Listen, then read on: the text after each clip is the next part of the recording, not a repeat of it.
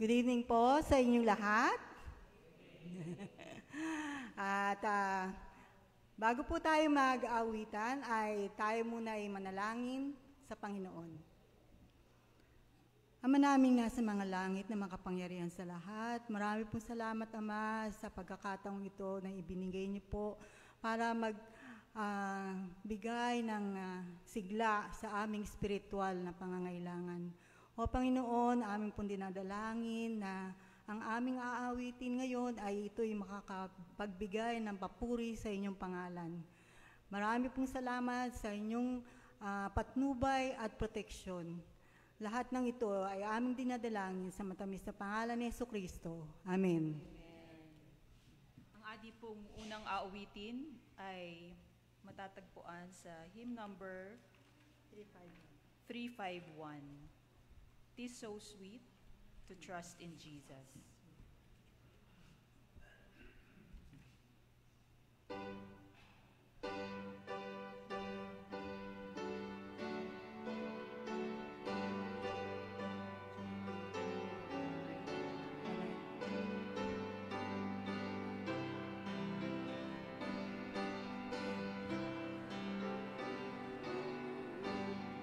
Awit. "'Tis so sweet to trust in Jesus.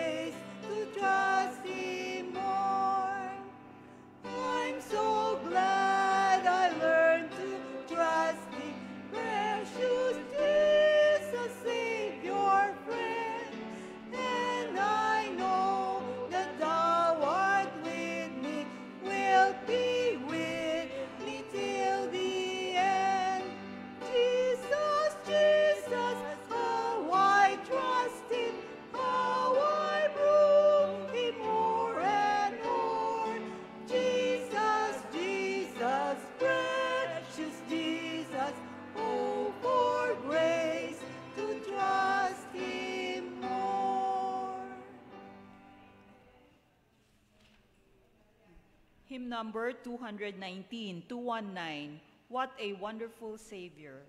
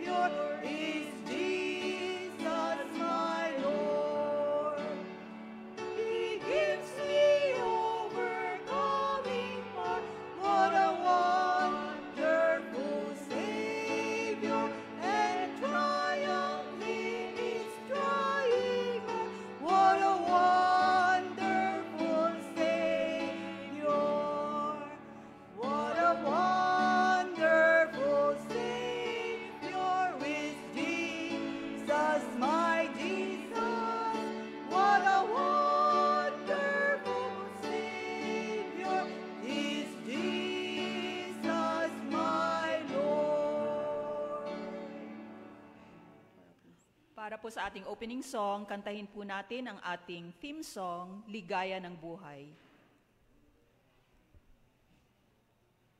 Tayo po ay tumayo.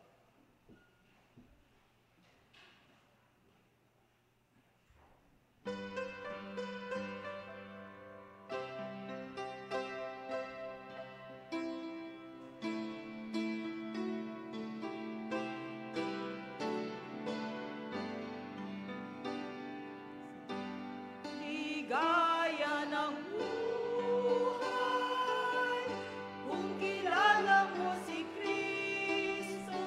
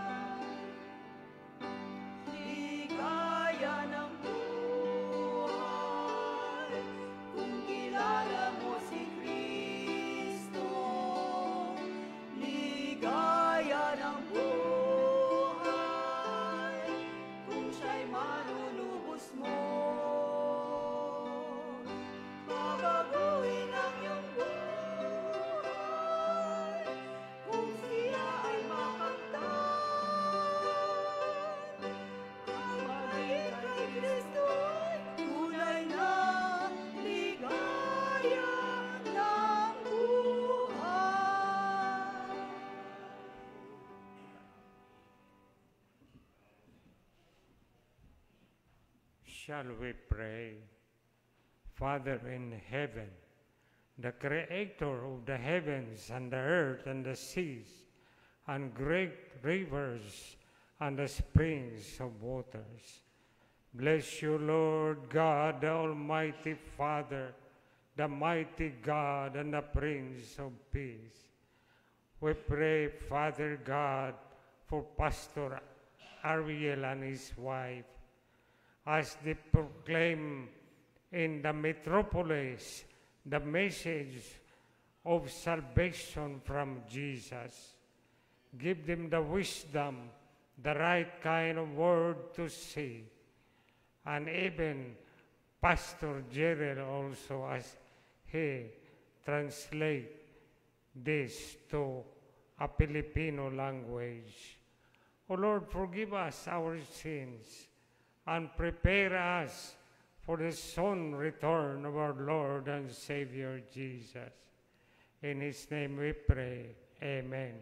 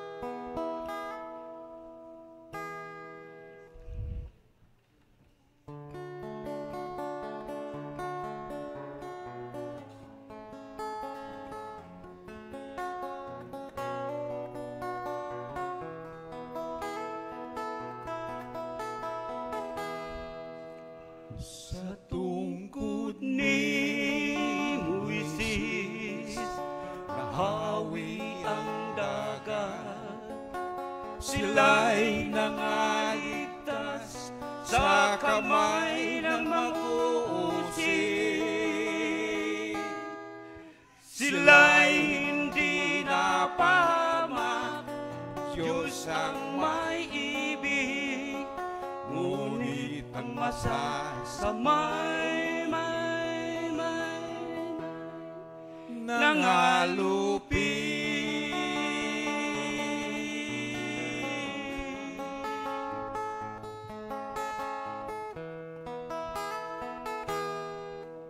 Mula pagkaalipin, sila'y pinalayan, naglalakbay patungo sa lupang pangako. Ngunit ang kawan, sila'y hinadlangan nang di makarating sa kanilang patutunguhan. Sa tungkod ni Moises, nahawi ang dagat. Sila'y nangaligtas sa kamay ng mag-uusig. Sila'y hindi napahamak, Diyos ang may ibig, ngunit ang masasamay nangalupi.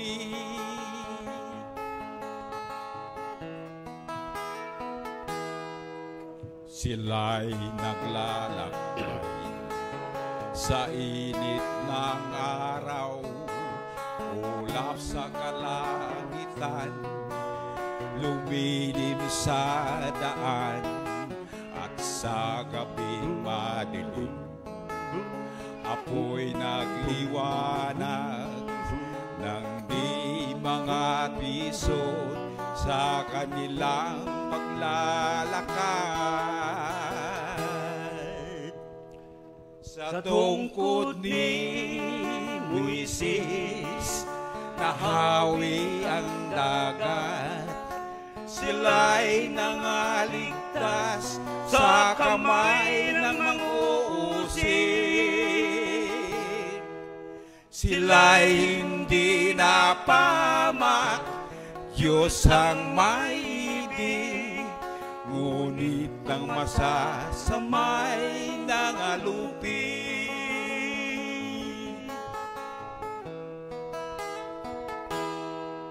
Sila'y nakarating sa bundok ng Sinai. Tinanggap ni Moises ang 10 kautusan. Hindi nakarating sa lupang Kanaan, sa malayo lamang natanaw ang kagandahan.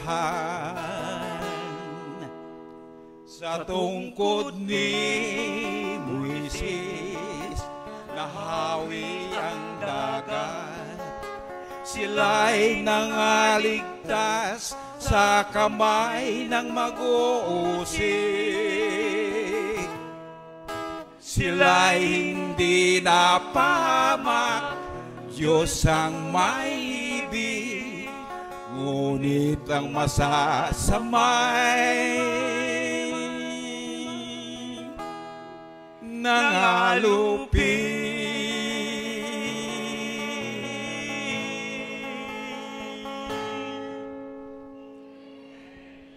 Tayo'y naglalakbay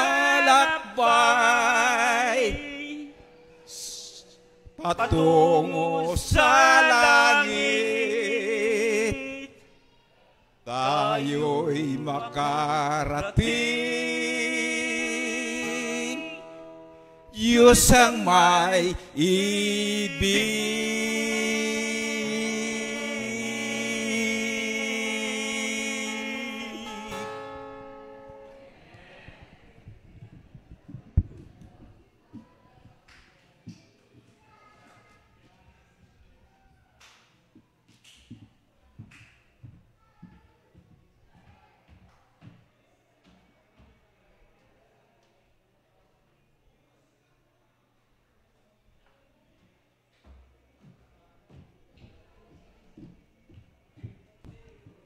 Magandang gabi po, my dear brothers and sisters, pastors and ma'am. Good evening po.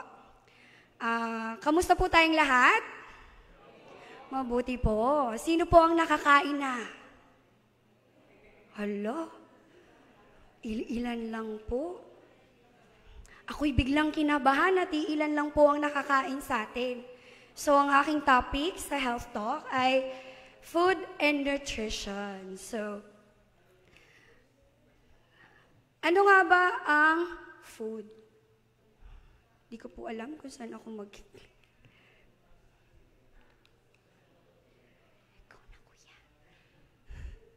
Kuya, please. What is food? It provides the fuel and nutrients that our bodies need to function. So, ito po yung kailangan ng ating katawan para tayo ay gumalaw katulad ng isang sasakyan. Di ba po? Ang nagpapatakbo sa isang sasakyan ay gasolina. So, sa ating katawan, ang nagpapatakbo ng different functions ng ating katawan ay ang pagkain. So, meron po tayong 3 food groups. Ito po ay, alam po ito ng mga bata. Di ba po, elementary pa lang po tayo, tinuturo na po sa atin ito, ang Go, Grow, and Glow Foods, para madali nating matandaan.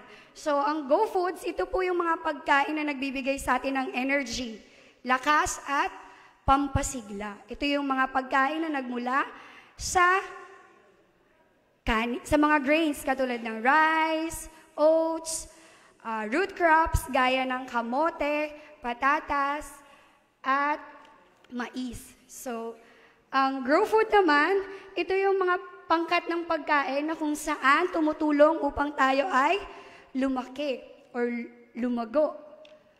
Ito yung mga karne, meats, fish, eggs, and milks, and other dairy products. Tapos naman ang glow foods, ito yung tumutulong sa ating katawan, labanan ang mga sakit.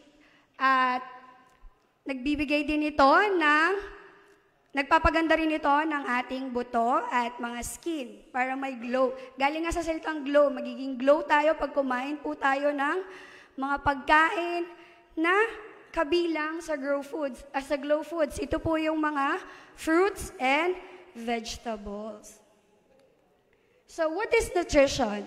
Nutrition is the process of taking in and using foods to provide energy and nutrients our body needs. So, ito po yung nutrition is a study that pinag-aaralan nila yung pagkain na kung paano yung nilalaman ng pagkain makakapagbigay sa atin ng sustansya or nutrients. So, merong dalawang bahagi ng nutrients.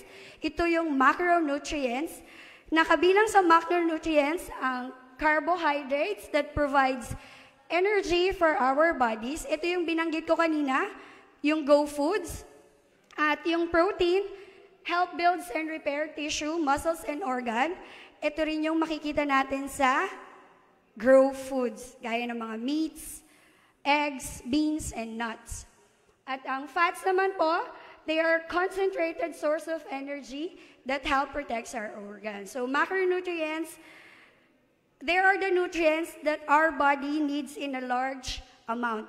Hindi ko po, pag sinabi po nating large amount, hindi po yung napakalaki, napakarami. Kumbaga, may certain amount, pero part ng pagkain natin, mas marami yung mga ito.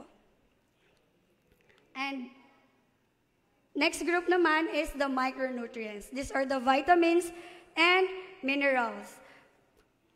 We need in a smaller amounts, but are just as important for our health. So ito yung ito yung mga kailangan ng ating katawan to function properly. Ito yung mga vitamins, minerals, ito yung iron, phosphorus, vitamin C na tumutulong sa atin upang malabanan natin ang mga sakit.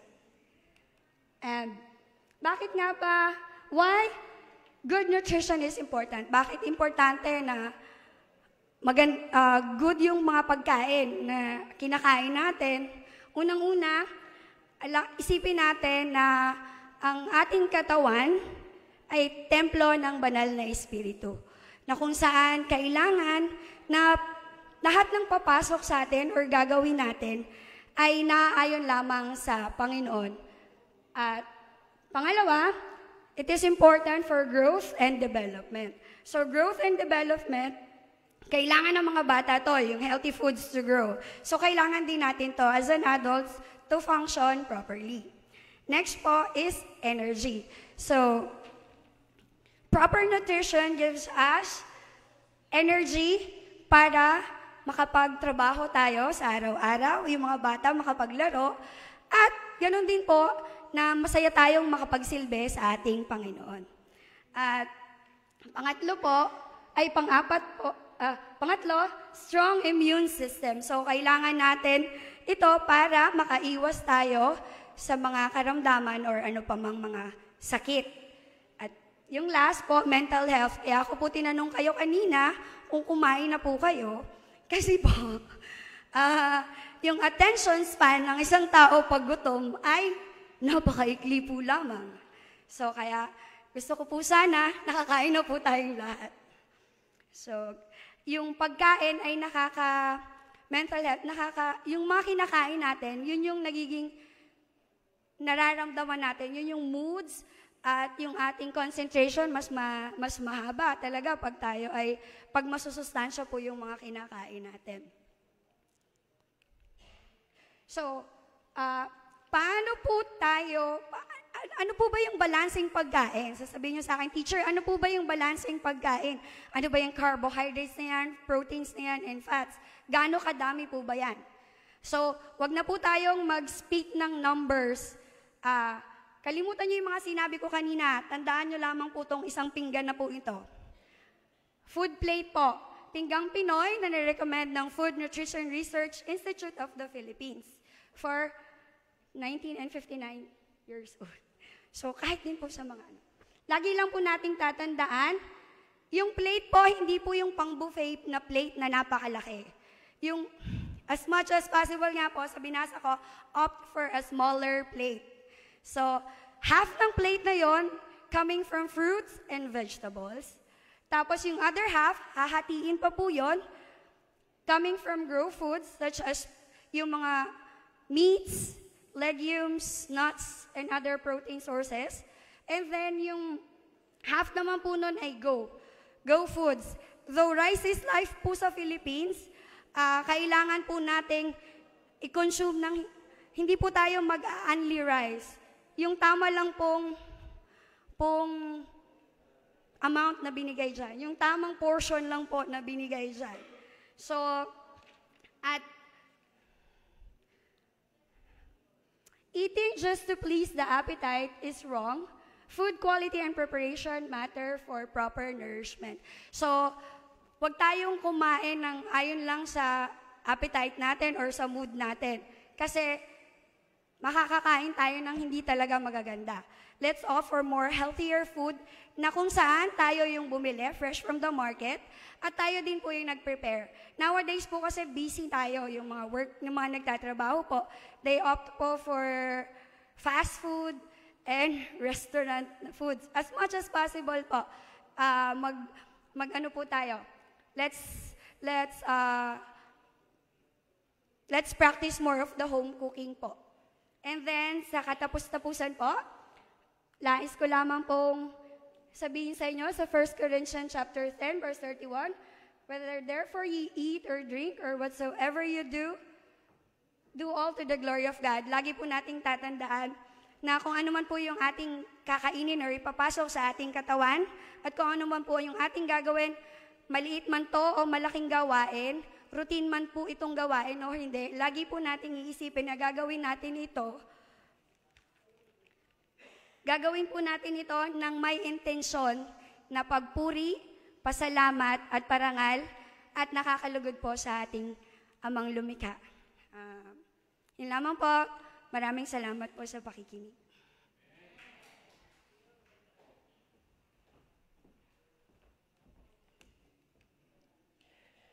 Magandang gabi po sa inyong lahat, mga minamahal namin mga kapatid. Wow, kayo ang nag-English, ha? Welcome po kayo sa pang-ilang gabi na po. Pang-apat na gabi ng ating pangangaral. Magkaroon muna tayo ng roll call, ano po, mga kapatid, kasi para alam natin kung nandito lahat. Ano ho? Una po ay pinapasalamatan natin, kagabi ay ang nag-lead po sa atin ay Leland Church. Ngayong gabi po ay PUC Remnant Church. Pero mga minamahal, ang ating pong mga musician ay galing po sa West Reparo Church. Ano po? So mamaya ay ipapakilala ko pa po sila mga kapatid, pero magkaroon po na tayo ng attendance check. Okay? Una po, sino po ang nandito ng mga taga Milagrosa Church? Milagrosa Church. Ayan, nandito po sila. Salamat po sa inyong pagdalo, mga kapatid. Pangalawa ay ang ating host church, ang Imelda Church. Ayan, salamat po ng marami sa ating host. And then number 3 po, tawid po tayo doon, ang mga taga West Reparo Church. Ayan, nandito sila. Salamat po, taga West Reparo Church. And then, diretso po tayo, PUC Remnant Church po. Ayan, salamat po. Parang lahat ng church, anak, pinasalihan mo na. Okay. Next po ay ang Leland Church. Leland Church, salamat po ng marami sa inyong pagdalo. And then, yung atin pong Bayanihan Church. Bayanihan. Ayun, may salamat po sa inyong pagdalo. Napakabuti po ng Diyos. Mga minamahal, yun naman pong nanggaling sa ating church planting, sa ating pong mga kapatid sa Libis. Pwede pong taas ang kamay. Yan, marami sila. Salamat po sa inyong pagdalo. Welcome po kayo. Mga kapatid namin sa distrito, umattend po tayo gabi-gabi kasi para na rin natin tong fellowship, no? Ang fellowship natin isang araw lang.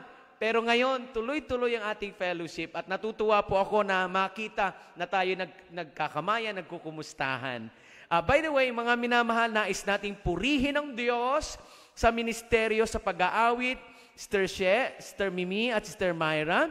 Ganon din po mga kapatid ko sa panalangin na ipinagkaloob sa atin ni Elder June Lasco.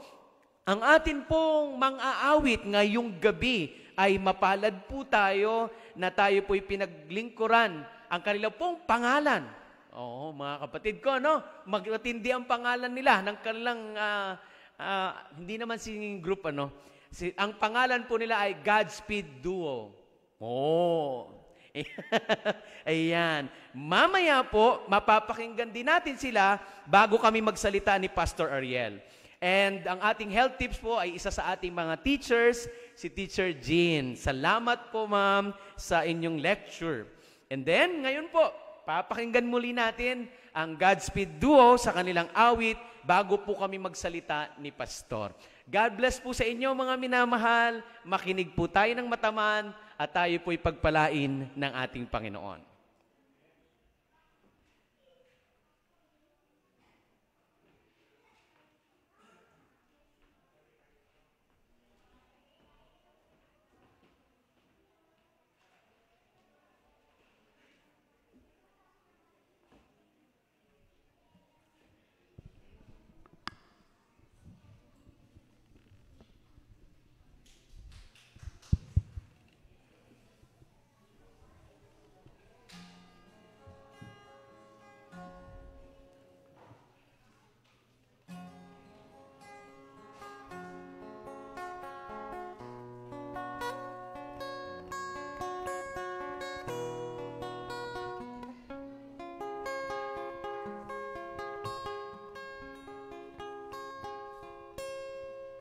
At ano ang dahilan sa paglilingkod ko? Dahil di ko gusto na maimpyerno lang ako. Kaya sikapin ko, langit ang punta ko. At naroon naghintay si Jesucristo. Doon sa langit ang ligaya'y maranasan ko. At wala ng luha na agos pa sa mata ko. Lunti ang ginto ang lalakaran ko. Kaibigan ko,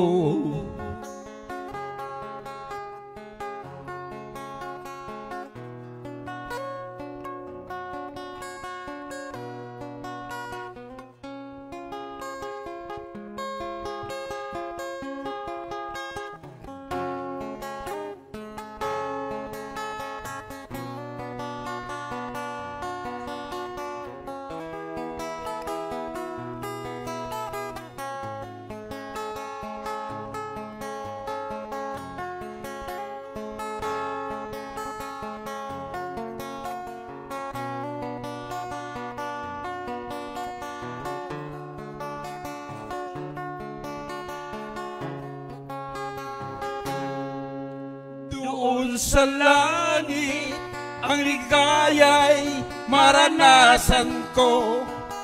At wala ng luha na agos pa sa mata ko. Lunti ang ginto ang lalakaran ko.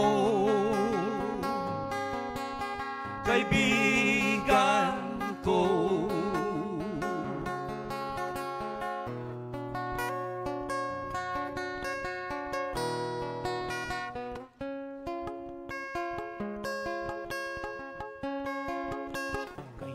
kaibigan ko, akayin ko kayo na tayong lahat oras ng magbago, kaya't pagsisihan na ang lahat ng kasalanan at iwasan na ang walang kabuluhan.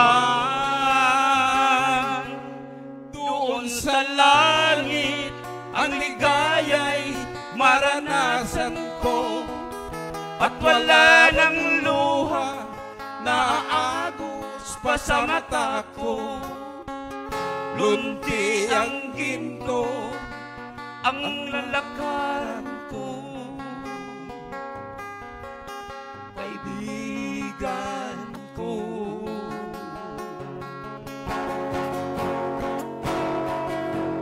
Doon sa langit ang ligaya'y maranasan ko, at wala ng luha na aagos pa sa mata ko. Lunti ang ginto ang lalakaran ko,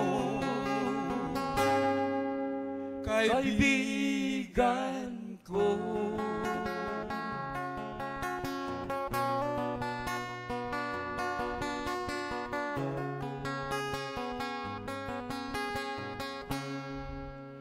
Kaibigan ko.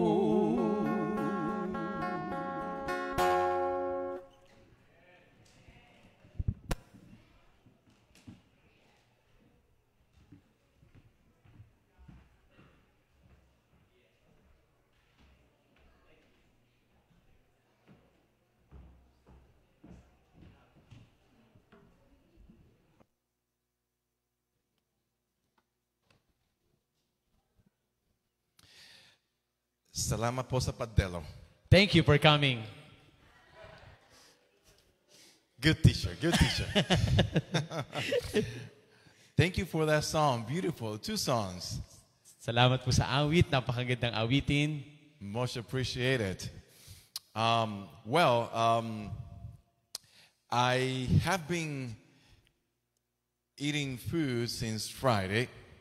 Siya daw po ay nahihirapan na sa pagkain natin. Mas sasarap po. They feed me every night here. Tuwing gabi po ay siya ay pinapakain. Friday, Saturday, Sunday, Monday. Mula daw po nung Biyernes ng gabi hanggang ngayon. And, you know, we've been enjoying the food, but there's one problem. Nag-enjoy daw po sa pagkain pero may isang problema. Yeah, one little problem. Isang maliit na problema. The food is too good.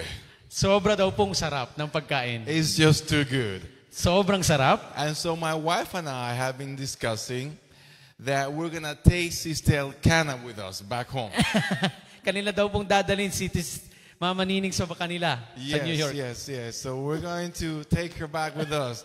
I'm gonna have a church board meeting and take an action to take her to the U.S. so she can cook with us there. Thank you so much. Thank you so much. Salamat po. It's been a joy to being here in the Philippines so far. Napakasaya daw po niya. Nasa Pilipinas po siya ngayon. And I want to thank you for being here every night. Salamat daw po sa pagdalo niyo gabi-gabi. And those who are watching online as well, thank you for tuning in. At sa mga nanonood sa amin. And share this with your friends and family members. Pakibahagi po ito sa inyong mga kapamilya. So that they can also hear the word of God. Upang sila din naman ay makarinig ng salita ng Diyos. Have you been blessed so far? Nabibless po ba kayo? Yes. Amen. Well, let's pray together. Tayo po'y manalangin. Father God, we thank you for this new day of life. We thank you now for the opportunity to once again come and hear your holy word. Speak to our hearts, Lord, we pray in Jesus' name. Amen. Our topic for tonight is the gift of salvation. Ang pag-aaralan natin ngayon ay regalo ng kaligtasan. Tell the person next to you, salvation is a gift. Sabihin niyo sa inyong katabi, ang kaligtasan ay regalo. You know, there are places like in India. May lugar daw po, katulad sa India, where individuals believe that they need to torture their bodies. Sila daw po ay naniniwala na saktan muna ang sarili so they can earn God's favor. para magkaroon ng pabor mula sa Diyos. The Buddhists believe that they gain merit into the future life Ang kanilang paniniwala sa hinaharap by feeding holy men in this pagoda that they built. kapag ka ikaw ay naghahandog ng mga handog, The Buddha said, work out your salvation with diligence. ang sabi ni Buddha sa kanila, ang turo ay para ka maligtas, gumawa ka ng So mabuti. salvation is based on human efforts. Ang kaligtasan ay dahilan sa ginawa mo. In Confucianism, it's a religion of certain belief systems.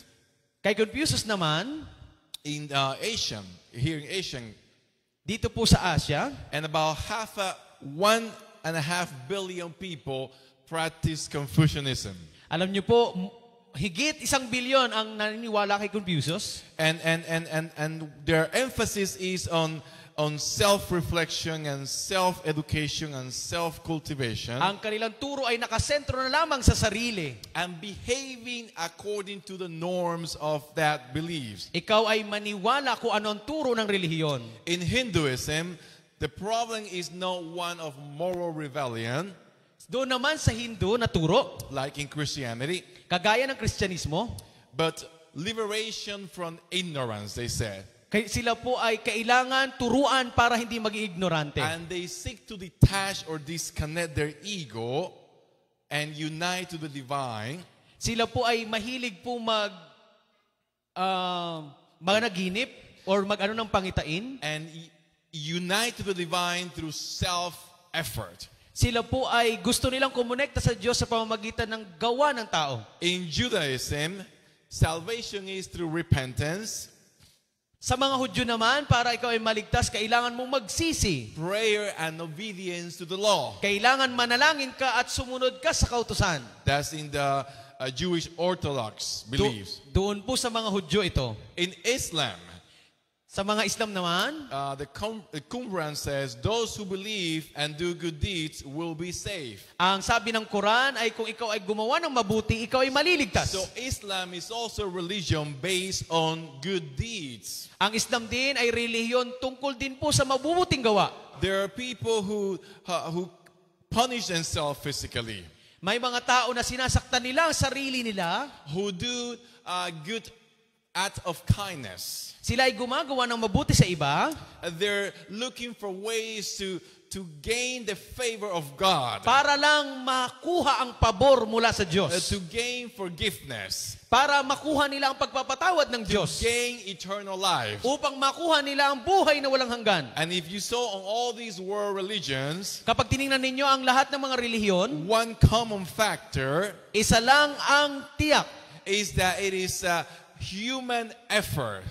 Ang tinuturo nila ay kailangan may gawa ng tao. It is me doing something to gain the favor of God. Nakasentro sa sarili, gumawa ng mabuti para sa pabor ng Diyos. There was a monk, a Catholic monk from 1500, Meron po isang Katoliko na monk, a well-respected, nirerespeto. named Martin Luther, Si Martin Luther ang pangalan. and he was seeking to gain God's favor. Kanya po, gusto ni Martin Luther na ang pabor mula sa Diyos. And he went to Rome, Siya po'y pumunta sa Roma. and he was climbing Pilate's staircase, Siya po ay umakyat sa hagdan na yan. 28 step while kneeling down, Nakaluhod po siya habang umaakyat sa hagdan. and kissing each step as he was going up. At hinahalikan niya ang bawat hagdanan. And he was looking for a way to receive God's forgiveness. Sa paggawa nito, ang sabi niya, makukuha ko ang pabor ng Diyos. And he did it seeking God's peace. Gusto niya yung kapayapaan ng Diyos. But he wasn't comfortable. He wasn't sure that he was gaining God's forgiveness. Pero hindi po siya tiyak kung may pabor ba talaga ng Diyos. And so he turned to the church, Kaya siya ay pumunta sa iglesia. and he worked to gain forgiveness through indulgences. Yan. Siya po ay kailangan magbabayad-bayad para siya ay makaroon ng pabor ng Diyos. And presenting gifts. Yan. Siya po ay nagbibigay ng mga regalo. But he wasn't receiving God's peace. Pero hindi niya natagtagpuan ang kapayapaan ng Diyos. And so he was asking the question, how can I receive forgiveness? Kaya nagtatanong siya, paano ba ako makakatanggap ng pagpapatawad ng Diyos? How can I receive God's peace and God's forgiveness? Paano ko matatanggap ang kapayapaan at pagpapatawad ng Diyos? How can I be saved? Paano ako maliligtas? And he came to Romans chapter 1. At natagpuan niya po ang Roma chapter And he 1. discovered the text that says that the just shall live by faith. Sa versikulo 17, ang sabi ay, ang ganap ay mabubuhay sa pamamagitan ng pananampalataya. And so he recognized that instead of receiving forgiveness by works, Sa halip na kunin ang pagpapatawad sa pamamagitan ng gawa, by climbing stairs or doing penitence, sa pag-akyat ng hagdan na nakaluhod at pagbabayad ng regalo, he had to recognize that he was a sinner kailangan niyang matabagtanto na siya ay makasalanan, in need of a Savior. na nangangailangan ng tagapagligtas. And you know, the Bible tells us in 1 John 5, Ang sabi po ng 1 John 5, these things I have written to you who believe in the name of the Son of God, that you may know that you have eternal life. ito'y sinulat ko, sabi niya, upang kayo'y manampalataya sa anak ng Diyos na may buhay na walang hanggan. So tonight you're here in this church. Kayo na nandito ngayon sa iglesia, Maybe you're watching online kayo ay nanunood online, and you carry this heavy burden in your heart. meron kayong mabigat na pasanin sa inyong puso. You want to be saved. Gusto nyong maligtas. You want to receive forgiveness. Gusto nyong matanggap ang pagpapatawad. You want to be free from the guilt. Gusto nyong hindi na maging guilty. You want to receive God's peace. Gusto nyong matagpuan ang kapayapaan ng Diyos. You go to sleep at night and you're suffering Ikaw ay natutulog pero ikaw ay nagdurusa. because you know that you have failed God. Sapagkat na binigo mo ang Diyos. You know what you're doing is incorrect before God's eyes. Alam mo, ang ginagawa mo ay hindi tama sa paningin ng Diyos. And you're crying out saying, God, save me. At ikaw ay umiyak at sabi mo, Panginoon, iligtas mo ako. And you're wondering, what must I do to be saved? Ano ba ang gagawin ko upang maligtas? What must I do to receive God's forgiveness? Ano bang gagawin ko upang matanggap ang iyong pagpapatawad? Oh, but tonight, Ngayong gabi. God has good news for you. Good May news for you. mabuting balita ang Diyos sa inyo. Good news for you. Mabuting balita. Did you repeat that 2 times? Yeah. I say Okay. good news. Mabuting balita. Okay. And I want to illustrate that through the Word of God tonight. I want to illustrate that through a story in the Word of God tonight. Ayan, dahil po sa salita ng Diyos, ito po yan. It was the moment when Jesus was crucified. Si Kristo, nung siya'y napako sa krus, He's hanging on the cross. siya ay nasa krus. And he has 2 individuals next to him on both sides. May dalawa po siyang katabi.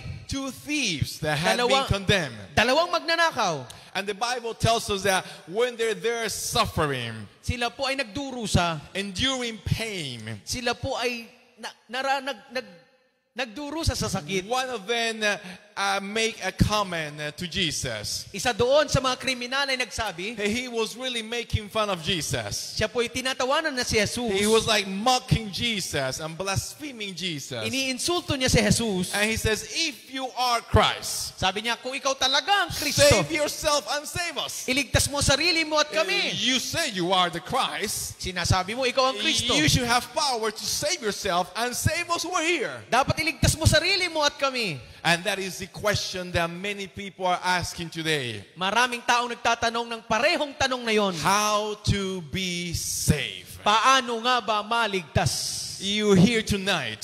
Ikaw ay narito ngayong You're gabi. watching online. Ikaw ay nanunood man. Because in the deep of your heart, you want to be saved. Sapagkat sa kaibuturan ng iyong puso, You gusto mong want to maligtas. have peace with God. Gusto mong magkaroon ng kapayapaan. Otherwise, you would not be here or you would not be watching.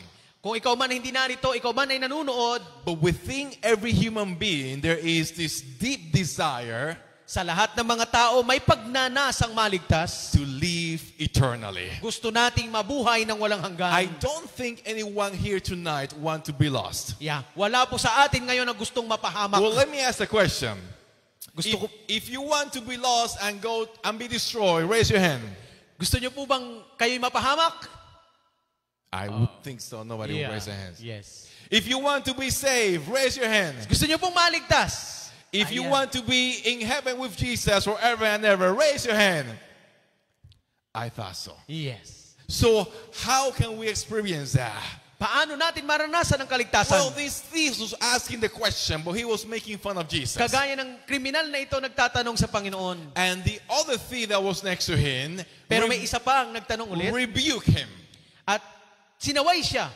And he said, At ito ang kanyang sabi, do you not even fear God, hindi ka ba natatakot sa Diyos? seeing that we are under condemnation? Tayo'y narito tama lang sa ating parusahan. And we indeed justly we receive our reward. Tinanggap natin ang ating kaparusahan. In other words, we are here at the cross because we have done wrong. Sabi ng isa, nandito tayo sa cross kasi mali ang ginawa natin. We deserve this. Deserve natin ito. But this man, meaning Jesus, he hasn't done anything wrong.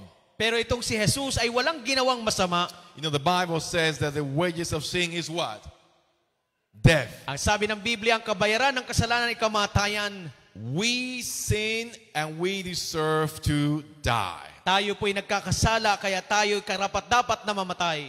And the Bible declares that there is no one person who is righteous. Walang sino mang banal. No one is righteous here today. Walang sino mang banal ngayong araw na ito. No one here is so good that you could say, oh, I deserve heaven. Oh, wala pong magsasabi ngayon na ako'y napakabuti. You know, I behave well. Ako ay maganda ang ugali ko. I go to church. Ako'y pumupunta sa iglesia. I help people. Tumutulong ako. I give money away. Ako'y nagbibigay. So I am a righteous person. Oh, ako ay banal. I deserve salvation. Dahil ako'y banal, ay deserve ko na It maligtas. doesn't work that way, my friends. Hindi po ganon. Because the Bible says that no one is righteous. Sabi ng Biblia, walang sino mang matuwid. As a matter of fact, the Bible says that our iniquities have separated us from God. Sabi ng Biblia, ang ating kasalanan ang pahiwalay sa atin sa Diyos. And that's what happened in the very beginning with Adam and Eve.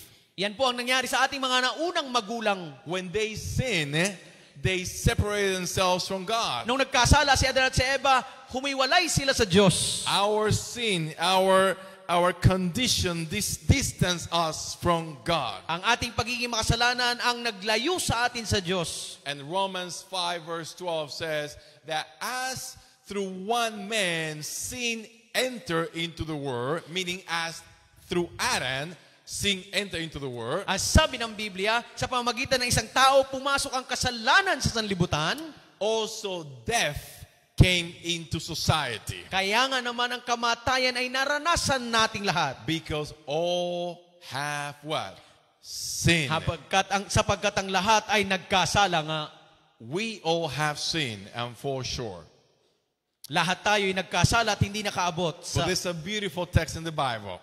Ito po ay magandang salita sa Biblia. Let's read this together. Tayo po ay magbabasa. Ready? Okay.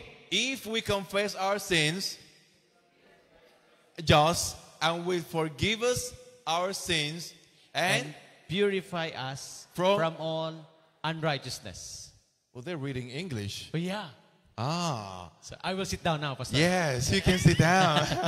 I was testing them. So, how can we receive God's forgiveness? Paano natin matatanggap ang pagpapatawad ng Diyos? All we have to do is to what? Confess. Ang ating gagawin ay pahayag natin sa Diyos ang ating kasalanan. We confess our sins and we receive what? Forgiveness. Pag ipinahayag natin sa Diyos ang ating kasalanan, tatanggap tayo ng pagpapatawad. And that's what God wants, my friends, that you recognize when you have done wrong.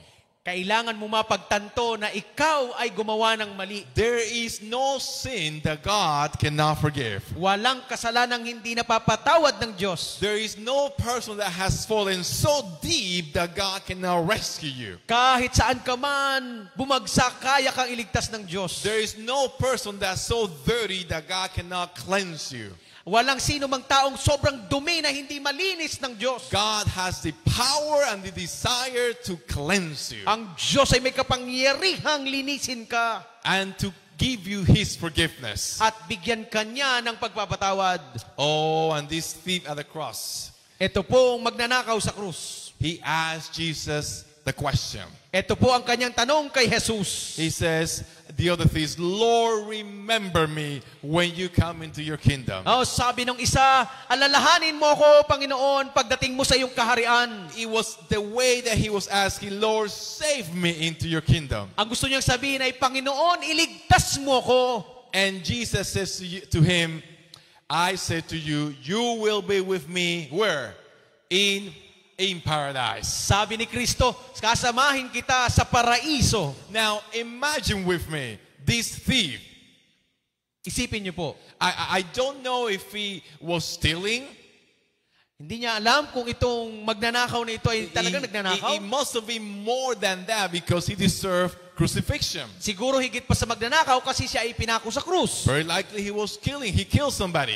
Siguro siya ay nakapatay. He committed a very serious crime in front of the Roman laws. Seryoso ang krimen na kanyang ginawa kaya siya ay pinako. And now he is at the cross hanging with Jesus. Siya po'y kasama ni Kristong napako sa krus. And imagine at that moment, there is nothing that he can do to save himself.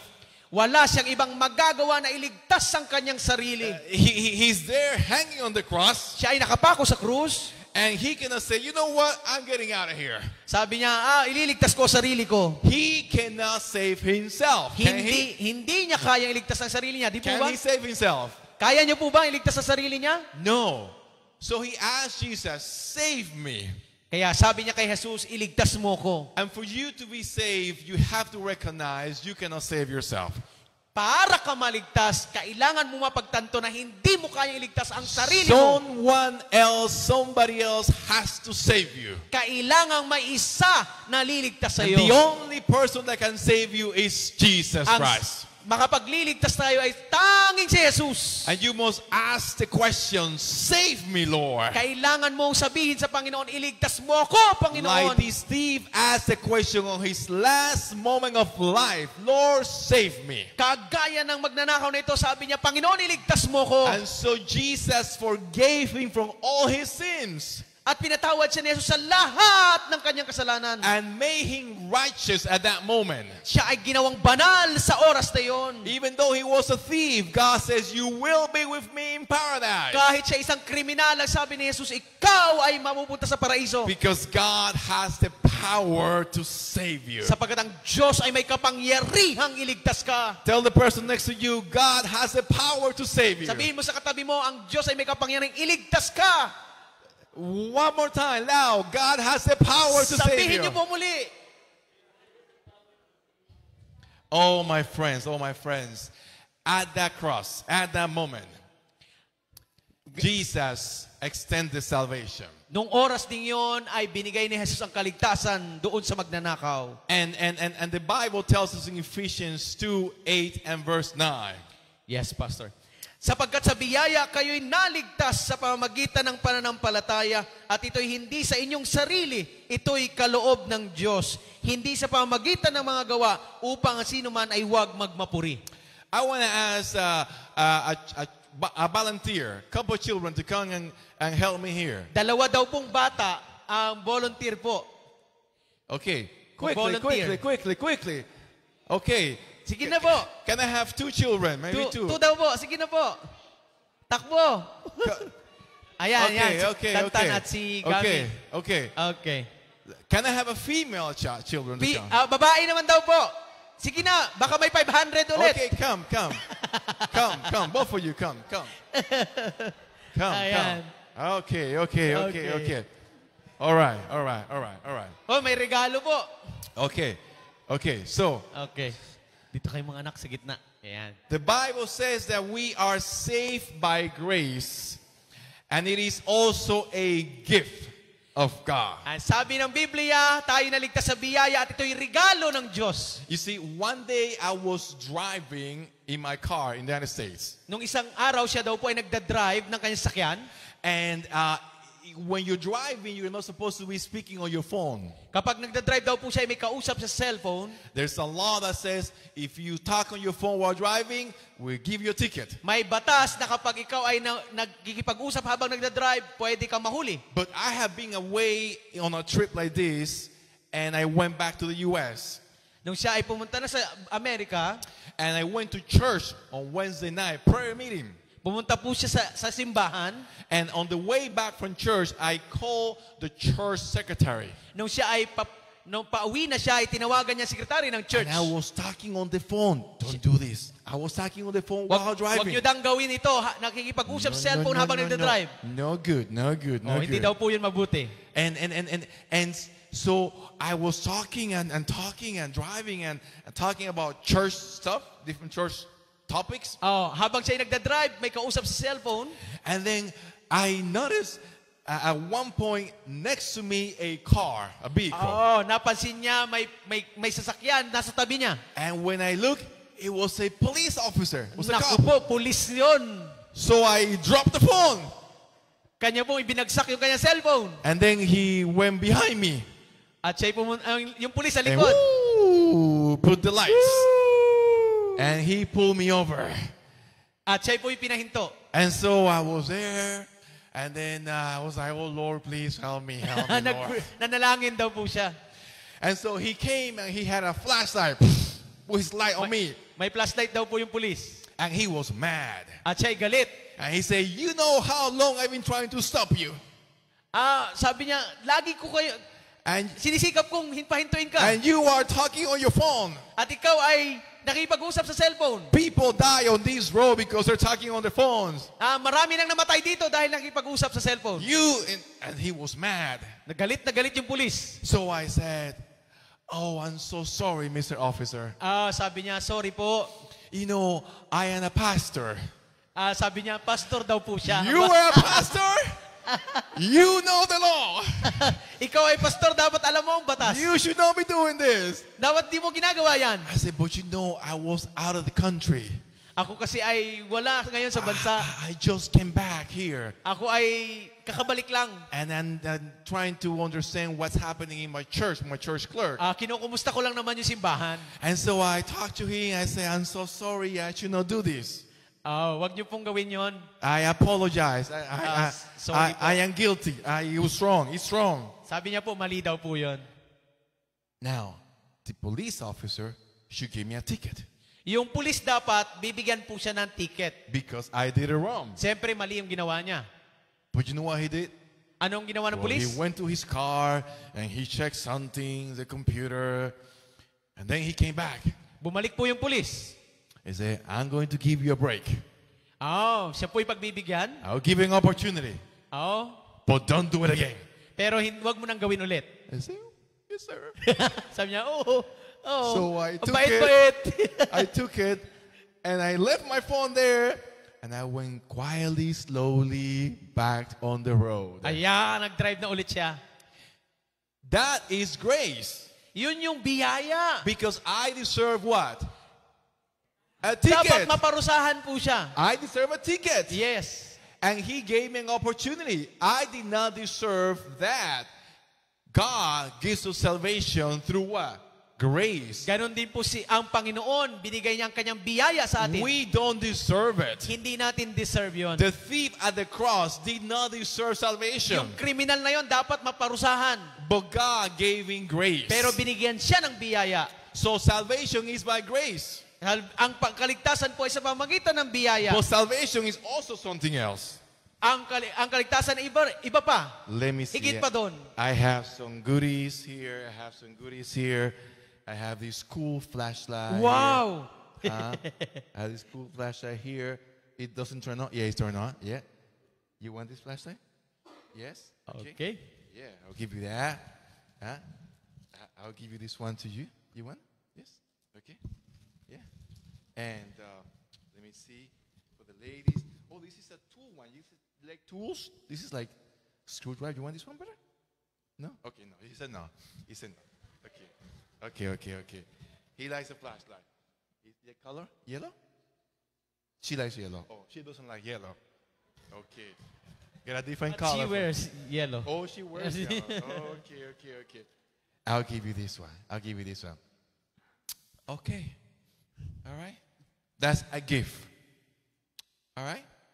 So, what do you do? What do you say? Okay. You're welcome. Go. Thank you po. Yes, go. You can go see. Yeah. So, I just gave them a gift.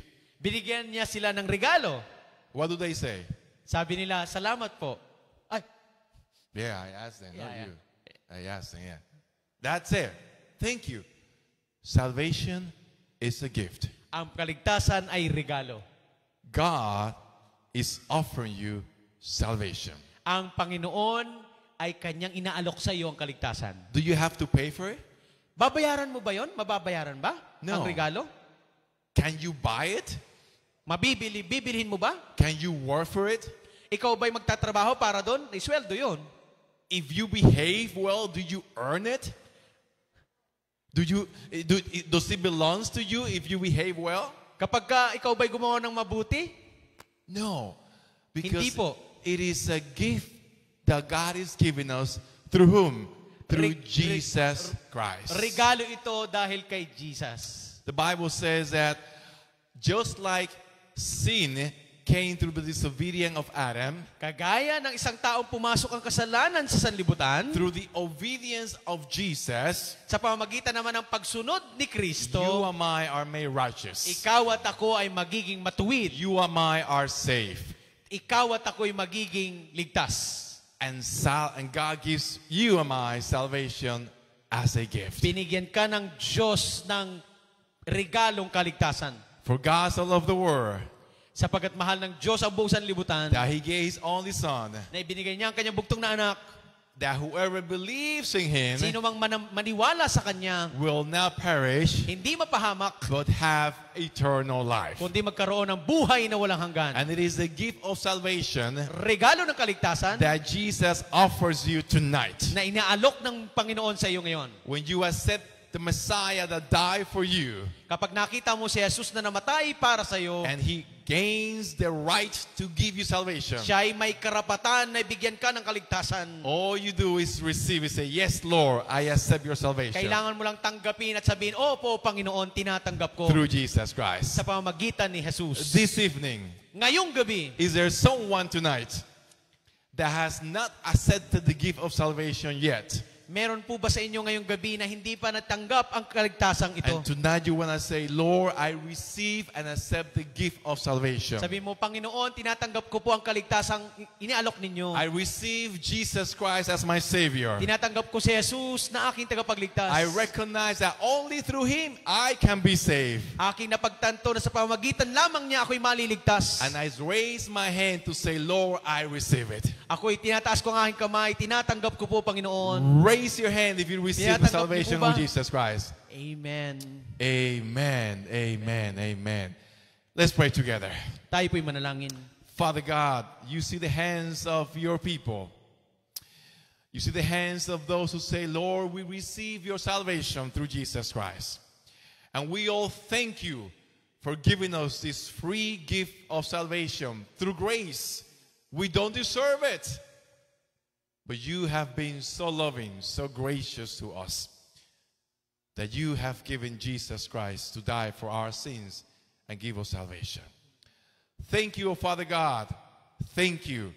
Help us, O Lord, daily to be ready to see you face to face and seal our decisions to follow you.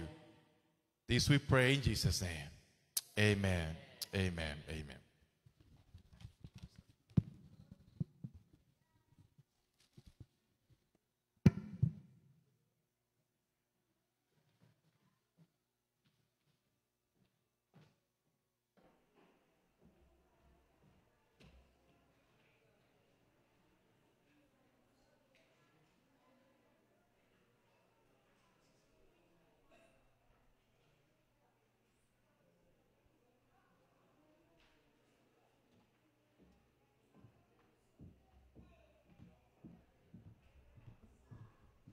Para po sa ating closing song, tayo po tumayo at aawitin muli natin ang ating theme song, Ligaya ng Buhay.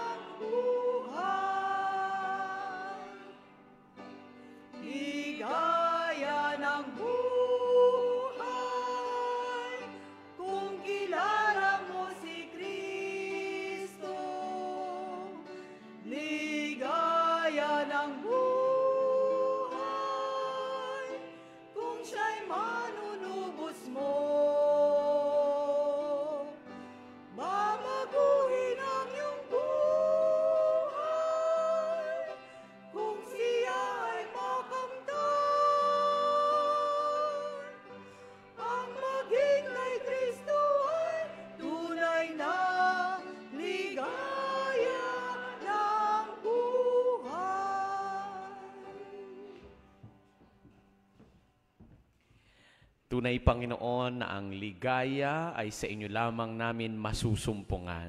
Maraming salamat po sa regalo ng kaligtasan. Pagpalain po kaming sama-sama, ingatan kami sa aming pag-uwi, at ibalik muli kami bukas ng gabi upang patuloy na pag-aralan ang inyong mga salita. Pagpalain kaming sama-sama sa pangalan ng Panginoong Hesus. Amen. Amen. Maraming salamat mga kapatid ko. Wag po kayong aalis agad.